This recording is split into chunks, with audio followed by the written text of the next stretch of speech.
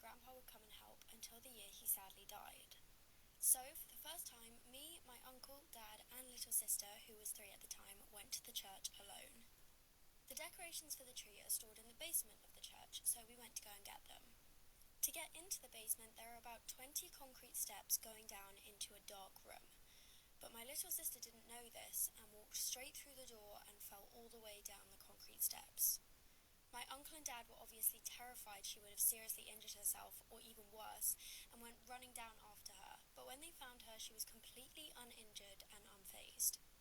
The scary part of the story is when my dad asked her if she was okay, she said, "Somebody called me."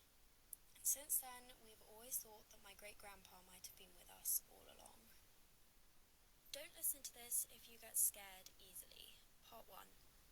Growing up, I've always lived in houses where creepy stuff has happened, but this one was different.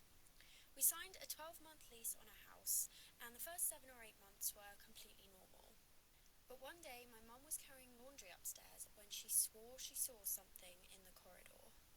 She saw what she described as the Grim Reaper standing by the window in broad daylight.